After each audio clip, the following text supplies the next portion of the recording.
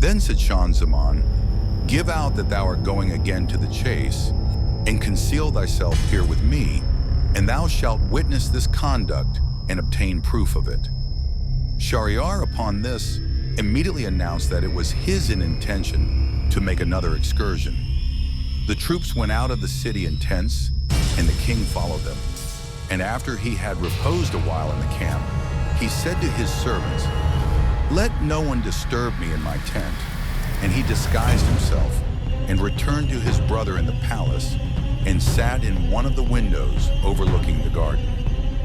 And when he had been there a short time, the queen and the servant came and did as his brother had described, continuing so until the hour of the afternoon prayer. When King Shahryar beheld this occurrence, reason fled from his head, and he said to his brother Shaziman, "Arise and let us travel as we please, and renounce the regal state, until we see whether such a calamity as this have befallen any other person like unto us. And if not, our death will be preferable to our life." His brother agreed to his proposal, and they went out from the private door of the palace, and journeyed continually, days and nights, until they arrived at a tree in the midst of a meadow, by a spring of water on the shore of the sea. They drank of this spring and sat down to rest. And when the day had a little advanced, suddenly the sea started to rumble before them, arose from it a huge smoke. Struck with fear at the sight, they climbed up into the tree, which was lofty, and then they gazed to see what this might be. And behold, it was a jinni of gigantic stature, broad-fronted and bulky, bearing on his shoulder a chest. He landed and came to the tree into which the two kings had climbed, and, having seated himself beneath it, opened the chest and took out of it another box, which he also opened. And there came forth from it a young woman, fair and beautiful, like the shining sun. When the jinni cast his eyes upon her, he said, "O lady of noble race, whom I carried off on thy wedding night, I have a desire to sleep a little." And he placed his head upon her knee and slept. The damsel then raised her head towards the tree and saw there the two kings, upon which she removed the head of the jinni from her knee, and having placed it on the ground, stood under the tree and made signs to the two kings, as though she would say, "Come down, and fear not this." They answered her, "We conjure thee by God that you excuse us in this matter." But she said, "I conjure you by the same that you come down, and if you do not, I will rouse this jinn, and he shall put you to a cruel death." So being afraid, they came down to her, and after they remained with her as long as she required, she took from her pocket a purse, and drew out from this a string, upon which were 98 rings. And she said to them, "Do you know what are these?" They answered, "We know not." She said, "The owners of these rings have, all of them, been admitted to converse with me, like as you have, unknown to this foolish jinn. Therefore give me your 2 rings, you brothers." With no choice, they gave her their 2 rings from their fingers.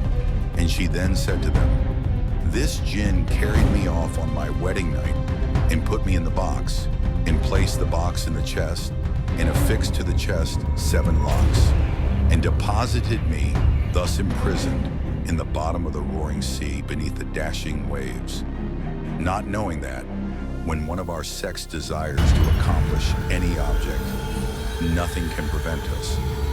When the 2 kings heard these words from her lips, they were struck with the utmost astonishment, and said one to the other, "If this is in jinn, and a greater calamity has happened unto him than that which hath befallen us, this is a circumstance that should console us." Then they immediately departed and returned to the city. And as soon as they entered the palace, Shahryar ordered his wife to be beheaded, and in like manner the servant, and henceforth, due to the pain he suffered, he made it his regular custom that every time he took a virgin to his bed and kill her at the expiration of the night. Thus he continued to do so during a period of 3 years. Terror began to engulf the city, and the people raised an outcry against him, and fled with their daughters, and there remained not a virgin in the city of a sufficient age for marriage. Such was the case when the king ordered the minister to bring him a virgin according to his custom. And the minister went forth and searched, but found none. And he went back to his house enraged and vexed, fearing what the king might do to him. At home minister had two daughters, the elder of whom was named SHAHRAZAD, and the younger Dunyazad.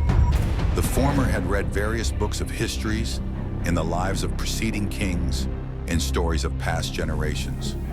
It is asserted that she had collected together 1,000 books of histories relating to preceding generations and kings and works of the poets. She said, asked her father, "Why do I see thee thus changed and oppressed with solicitude and sorrows?"